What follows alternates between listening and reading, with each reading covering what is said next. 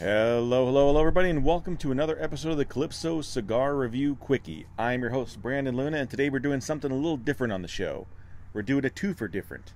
It's 2 times different. How is it 2 times different, you ask? Well, let me tell you. I'm going to tell you right now. I'm freaking out about it. We're doing something we never do on the show. We never do this on the full-length show, and the reason we never do this on the full-length show is because Randy is a vagina. He does not like large ring gauge cigars. Can't do them. Doesn't like them. For whatever reason. He's a cigarist against large ring gauge cigars. That's what we're going to call him. But I've got one, and I'm going to give it a try. And it is actually, we'll say it, it's a 3-fer really. It's a cheap bastard cigar. It's a large ring gauge. And it's a Cuban sandwich filler, which I don't think we've done on the show yet. So, it's a 3-fer. It is called The Log. Everybody sing it with me. If you know Ren and Stimpy, you know what song I'm talking about. It's log, it's better than bad, it's good. That's really the reason I bought this cigar, because it made me laugh. The advertisements on CI and cigar.com made me laugh. They made me think about Ren and Stimpy. And I like Ren and Stimpy. I love Ren and Stimpy. They were hilarious. Not for kids, by the way. But this cigar is a 7x70 behemoth. It's a freaking monster. It's huge. It is a Cuban sandwich filler cigar, so I'm expecting a lot of crap in my mouth, which happens with the Cuban sandwich stuff generally, because it's short filler.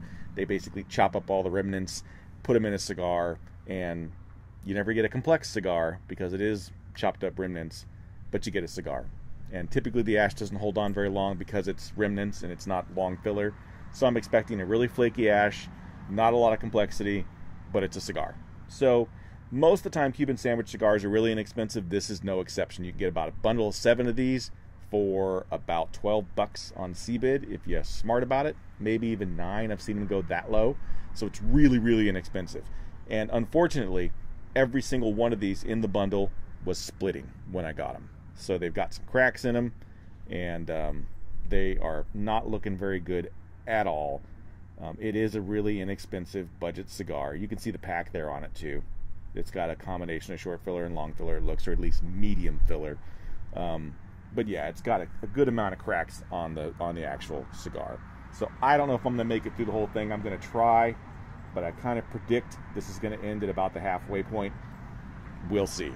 So I'm going to go ahead and give it a cut and light. I'll let you know what I think into the first third of the log. All right, so I'm about barely into the first third on the log, but I wanted to go ahead and give you a quick update. First off, it took me about 2 minutes to light this damn thing. The larger ring gauge cigars like this, they do take a lot of butane, and typically they're not going to work doing the whole torch, thing where you toast it. You can toast it forever, so I did have to put it to my lips and light it the way I don't like to light cigars. But I did purge it as well. So so far on the flavor profile, very toasty, very earthy, very woodsy, and that's so woodsy. It's a log. Get it? Tastes like wood. But it is splitting on me, if you can see at the bottom there. So yeah, I don't expect it to make it the whole way, but we'll find out if it does. Now this is a Sumatra wrapper, Dominican Republic on the origin. So yeah, I mean, it's a budget stick. I mean, let's be honest, it's a $2 cigar. If you make it halfway through it, you got your money's worth, and it's a huge cigar. So far, taste profile is actually kind of nice. It is uncomfortable to smoke because that's a big giant ring gauge, not comfortable. But yeah, if you want a budget smoke and you like the large ring gauge stuff, why not? You might expect it to maybe go out on you a couple of times because it is a Cuban sandwich filler. If you like the large ring gauge stuff, this is the cheapest out there, really. The cheapest that I've seen, at least. Now, one of the things you run into with the short filler, or what you call Cuban sandwich cigars, typically is you get a lot of that tobacco in your mouth. I've gotten a little bit, but not a whole lot yet. And it does seem like there's some long filler mixed in with the short filler here. So it's got a pretty good combination of both, or at least the short filler's long enough that you're not going to get a whole lot of it in your mouth. Hopefully, let's see if it stays that way. So I'm going to go ahead and give it some more time. Since it is a Cuban sandwich cigar, I do not expect it to change at all. Typically, when you smoke a Cuban sandwich cigar, because it's short filler, it's not going to be complex. It's going to pretty much taste the same all the way through. As long as that profile is fine for you, though, and you like the budget sticks. One I can think of that actually I used to like and I used to smoke quite a bit was the La Viaje Habano by Drew Estate. I think that's what it's called, right? The Ugly House. And that was a great cigar. There was one, it was a Maduro that I liked a whole lot, and I would buy them by the box because they were so inexpensive, and they were great just throw around cigars, you know, doing yard stuff, hanging out with friends, throw it away. It's not a big deal if you don't smoke at all. And for a Cuban sandwich cigar, that was the bomb. And then the Liga Privada Papas Fritas came out, and that is the best, hands down, short filler cigar you can get, but it's also not short filler pricing. It's pretty expensive, but it's a damn good cigar. If you're a fan of the Liga Privada line at all, and you like the 9 and the 52 and those guys, that short filler Papas Fritas is something special. It's really tasty, but it's pricey. If you can find it cheap, pick them up. They're the best short filler cigars on the market. This one is not, and it's splitting, but still not too bad either. I mean, let's be honest, for under $2, it's pretty tasty. So I'm going to take a little break, and I'll come back when I'm into the second third of this beast. All right, so I'm into the second third of the log, and as we suspected, it's split big time on me. Look at that nasty split. The only thing holding this baby together is the band. So, and the binder, sort of, but even the binder is splitting at this point. So as far as the ash, it's actually held on a little bit longer than I thought it would. I've got a decent ash. You're looking at about 1 inch of ash each time.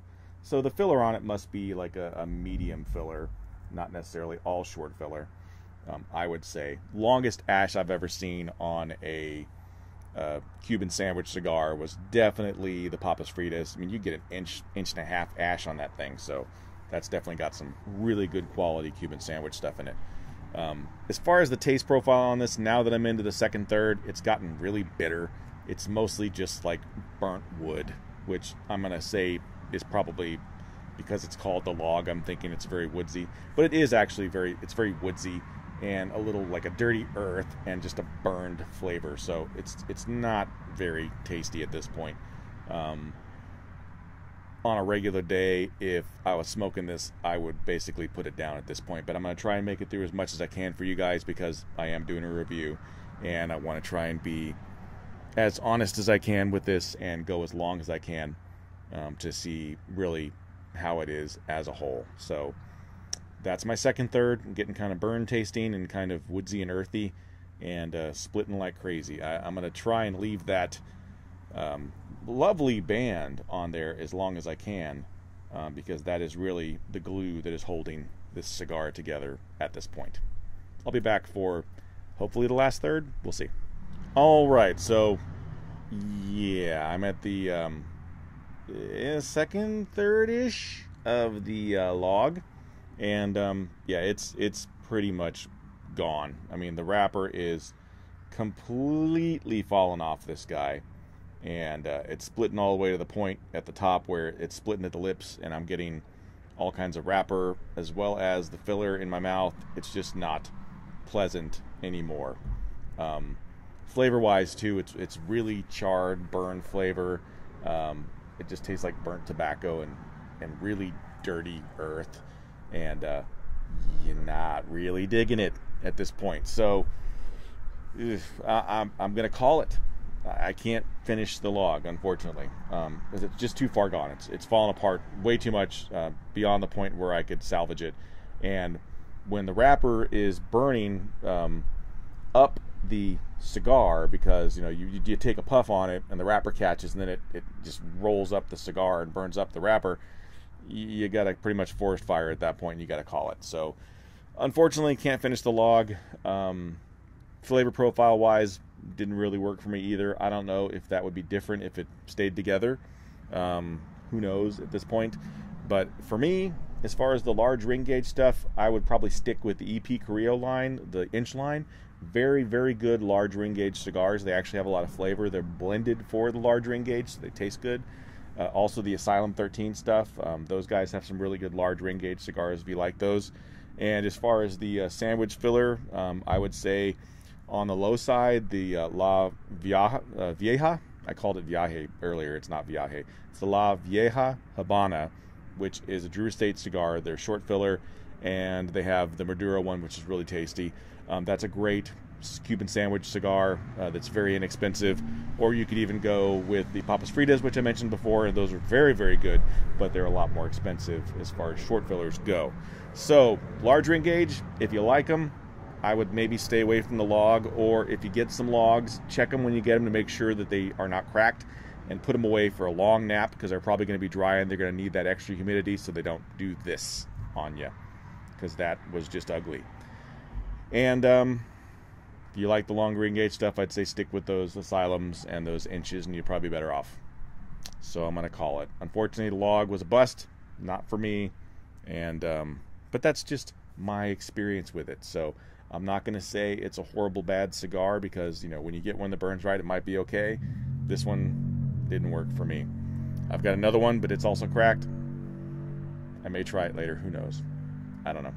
But that's it for me. So check out the full-length podcast on iTunes, Podomatic, Spreaker, Stitcher, Podcast Land, YouTube. We're all over the place. Just Google Calypso Cigar Review, and you'll find us in any manner of fashion, audio or video, that you can watch us and listen. And always give us those comments and give us those reviews. It just helps us find more listeners. So comment there on the YouTube and give us the like. And then also check us out on Facebook there as well, and give us comments on there and on iTunes. We'd love to have those comments. Just anything to let us know that you're enjoying what we're doing or that you don't enjoy it. Either way, every comment helps. So as always, it's been great smoking with you. Sort of. But not really this time. You dodged a bullet, Randy. You son of a bitch.